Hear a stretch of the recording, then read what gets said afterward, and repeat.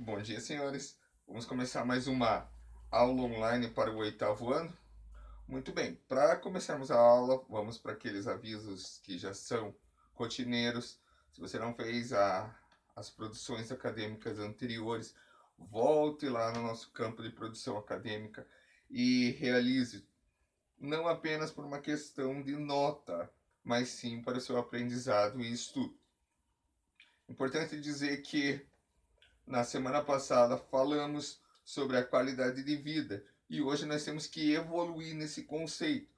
Logicamente que vamos voltando um pouco no conceito anterior para que possamos compreender o nosso conteúdo e o porquê está sendo estudado. Tudo bem? É necessário então que hoje você pegue essa apostila e você vai passear comigo pela apostila para a gente entender alguns conceitos. Hoje voltamos a essa aula expositiva em que eu vou falando e você vai observando e acompanhando comigo na apostila. Ela se torna mais dinâmica do que uma aula expositiva e com slides. As últimas aulas fizemos assim, dessa forma, porque era necessário naquele momento, como agora é necessário esse momento ou esse tipo de aula. Então eu peço para você que, se você não tiver lá com a sua apostila, corre lá, pega a apostila e vamos abrir lá na página 5. Abrindo na página 5, você tinha um conceito, certo? Que eu pedi que você tinha que guardar. Tanto o conceito de saúde como o conceito de qualidade de vida, que era da Organização Mundial de Saúde. Então o conceito não era do professor Diego, não era do Colégio Novo Éden, mas sim da Organização Mundial de Saúde. É importante dizer que a qualidade de vida ela varia de pessoa para pessoa, mas o conceito ele existe. Qual é o conceito que está sendo estudado? O conceito da Organização Mundial de Saúde. Assim, pelo conceito dizia assim ali que no segundo parágrafo da página 5, a Organização Mundial de Saúde diz que qualidade de vida de um indivíduo se relaciona ao bem-estar físico, mental, psicológico e emocional. Nós guardamos até aqui só. Hoje nós vamos perceber que existe mais um adendo ali, mais um pedacinho importante a se compreender sobre a qualidade de vida. Falamos até aqui sobre esses 4 pontos: o bem-estar físico, mental, psicológico e emocional. Entendemos também a questão sobre o que é saúde, que é o estado de completo bem-estar físico, mental e social, e não apenas a ausência de doença. Aula passada, o professor pediu para você então completar com os jogos e os esportes, ou completar essa parte de jogos e esportes, porque os jogos e os esportes eles podem te auxiliar a ter uma qualidade de vida um pouco melhor. Porque também vimos lá na aula que eu brinquei da hora do escândalo lá, não é só fazer atividade física que vai fazer com que você tenha uma boa qualidade de vida. Não é isso. Você precisa ter hábitos saudáveis para daí sim ter uma boa qualidade de vida, que é exatamente o que nos diz lá a página 6. Existiam alguns hábitos ali, citava alguns hábitos, e a gente conversou sobre isso, e que você tinha que completar lá o quadro. Alguns completaram assim, eu não estou fazendo atividade física por causa da pandemia. Eu peço para aqueles que estão me mandando na produção acadêmica, eu estou pedindo lá para você pensar ou refletir de uma maneira um pouco melhor. Como assim? Claro que agora muitos estão restritos pela qualidade, a sua qualidade de vida, a ficar dentro de casa por causa dessa pandemia. No entanto, é para você refletir de uma forma mais ampla. Vamos esquecer da pandemia um pouquinho, mas por que eu não tinha esses hábitos aqui antes da pandemia? Como se não existisse a pandemia. Porque assim você vai cumprindo o conteúdo de forma eficaz, certo? E não só para esse pequeno momento de pandemia. Tudo bem? Então lá, você completou esse quadro. O que vinha mais para frente na nossa apostila, lá na página 7, falava sobre o sedentarismo. falava exatamente isso que o professor estava dizendo nas outras aulas. Para ter uma qualidade de vida, você precisa ter vários aspectos em equilíbrio. Equilíbrio. Então eu não posso ter só atividade física, eu não posso ter só uma dieta bem controlada. Eu não posso só dormir porque eu acho que dormir é minha qualidade de vida.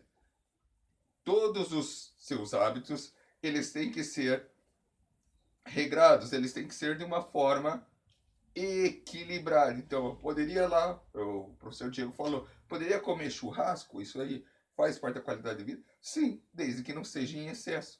Eu posso ficar deitado lá, dormindo na minha casa? Sim, desde que não seja em excesso. Porque quando a gente começa a falar em excesso, a gente começa a falar sobre sedentarismo. E daí aqui no quadro verde lá tinham alguns aspectos importantes sobre o sedentarismo. O quanto de atividade física uma pessoa deve fazer por dia, quais os tipos de alimento que são os ideais para se ingerir. Tudo isso visando a qualidade de vida e a saúde, propriamente dito. Entendemos também que, dentro das atividades físicas, os jogos e os esportes nos auxiliam, iam nos dar esse auxílio para melhorar a nossa qualidade de vida. O professor Diego, antes da aula de hoje, ou ali no comecinho, falou o seguinte, que era para você guardar aquele ponto lá da página 5, em que dizia qual era o conceito de qualidade de vida. E hoje nós vamos acrescentar o que falta ali, ó. Então, eu vou voltar lá para você entender, para que a gente possa entrar lá na página 8, depois de toda essa explanação. Por que que nós vamos estudar, então, ali? Ginástica e conscientização corporal. Porque lá na página 5, onde tem o conceito, diz tudo isso lá, que o indivíduo, o que é qualidade de vida? Se relaciona ao bem-estar físico, mental, psicológico e emocional. Mas também envolve esferas culturais. Esferas culturais. Aí já entrou o que nós vamos estudar. Sociais, econômicas, educativas e laboral. Esse laboral é relacionado ao seu trabalho. Então, entrando nessas outras esferas, o que também poderia nos auxiliar a uma melhor qualidade de vida? As ginásticas, ou a ginástica de conscientização corporal. As ginásticas em si, podemos entender assim. E ali tem alguns conceitos do que são as ginásticas. O que é uma ginástica de conscientização corporal está nesse quadradinho aqui, meio bege, meio laranja, que cor você queira chamar aí. E nos diz assim, ó, que são práticas que utilizam movimentos suaves e lentos, posturas específicas, exercícios respiratórios e de conscientização corporal. Então, são aquelas ginásticas não competitivas. São ginásticas mais para você entender de uma forma mais relaxante, de uma forma mais fácil. E quais as ginásticas que a nossa apostila cita? Yoga, o Tai Chi Chuan e a antiginástica, certo? Eu vou passar passo a passo essas três práticas e o que tem de importante nela. Por quê? Porque também entra numa questão ali de embate. E eu já vou dizer qual é o embate e que nós precisamos cuidar. Quando falamos então de yoga, que é a nossa primeira vertente aqui, nós temos que entender que a yoga nada mais é do que uma ginástica de várias posturas que servem para meditação, que serve para relaxamento, que serve para conscientização corporal. Isso aí é yoga. A yoga, ela vem lá do 1500 antes de Cristo. Então ela é antiga, antes de Cristo. Lembrando que quando a gente fala em escola não temos que falar sobre religião. E aí entra numa questão complicada aqui da yoga. A yoga é com base no hinduísmo ou na religião hinduísta.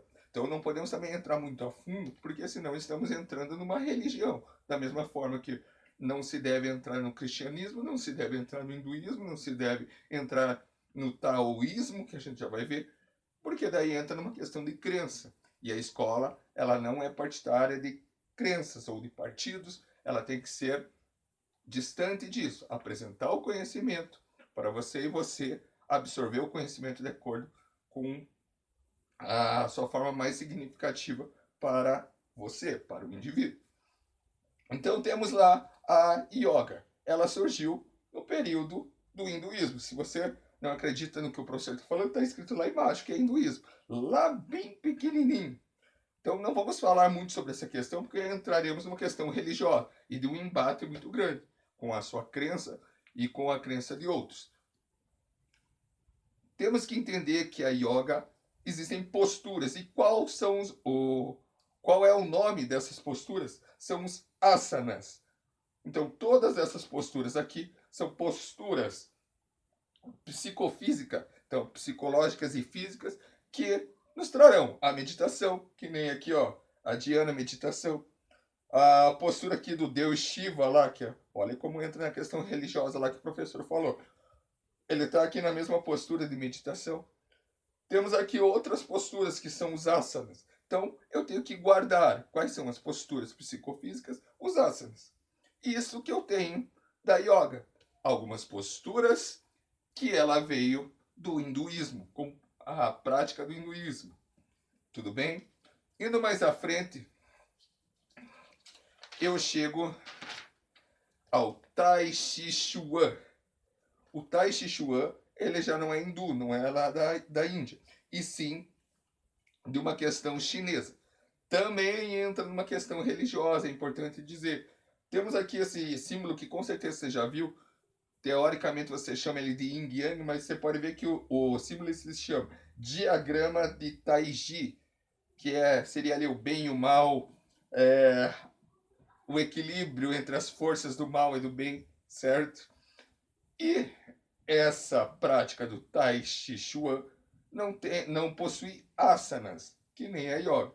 Ela possui alguns estilos que estão lá na página 11. É importante dizer que ela surgiu com a prática taoísta de Shang Sen Feng, está lá na página 10.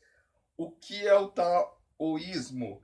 Também tem lá descrito, que é uma prática, a gente pode entender, uma prática religiosa com base num livro, certo? Como o cristianismo é com base na Bíblia, o taoísmo é com base em alguma outra crença, o hinduísmo em outra crença, certo? O hinduísmo ali, para você ter bem por base, temos ali o desenho do Shiva, que é a crença no Shiva, por exemplo. No taoísmo, então, temos a crença nesse livro. Essas posturas que existem, ou melhor, no Tai Chi Chuan, existem estilos. O estilo Shen, o estilo Yang, o estilo San e o estilo de Pequim. Eles variam, só que apesar dessa variação, quais são os movimentos? São movimentos suaves, movimentos de respiração, e é por isso que eu estudo ele dentro da qualidade de vida. Porque assim eu vou me compreender enquanto indivíduo, com a minha respiração, com a minha meditação, e com a flexibilidade que esses tipos de movimento vão me trazer, ou o desenvolvimento da flexibilidade. Por fim, chegamos à antiginástica. A antiginástica nada mais é que uma ginástica um pouco mais tranquilinha do que aquela ginástica que você vê nas academias, que é a ginástica de condicionamento físico. Essa ginástica, então, ela utiliza a força ali do corpo, propriamente dito, utiliza a questão dos músculos posteriores, propriamente dito, para corrigir algumas falhas que podem existir na sua postura, que pode estar gerando dores, seja na postura de quando você para com o braço, com a questão da coluna, em qualquer momento do seu corpo. Então, essa prática da antiginástica serve para uma melhoria nessa questão postural, certo? Não apenas da postura da coluna, certo? Questão postural, da questão da postura dos músculos. Tudo bem?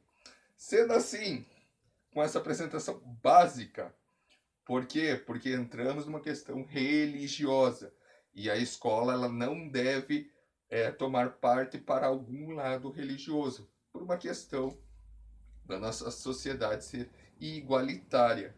Não é a crença do professor Diego, não é a crença lá do hinduísmo, não é a crença do taoísmo. Qual está certo? Não estamos aqui, não é filosofia, não vamos discutir qual é a correta, qual não é. Mas sim, que existe lá, surgiu lá no período com algum conceito hinduísta, a yoga. Aqui surgiu com algum conceito lá na China taoísta, o Tai Chi Chuan, e a antiginástica, que nada mais é ali essa melhora das posturas musculares. Tudo bem? Você então saia da aula, faça lá a nossa atividade de produção acadêmica, em que nada mais é do que uma perguntas simples em que você vai encontrar as respostas sem precisar de muita reflexão. Você vai ver que as perguntas são bem diretas, bem simples dessa vez. Você vai conseguir responder simplesmente voltando na apostila. Nos vemos na próxima aula, em que já iniciamos lá a segunda parte do nosso conteúdo do terceiro bimestre, em que falaremos sobre os elementos da dança. Fique com Deus. Até a próxima aula.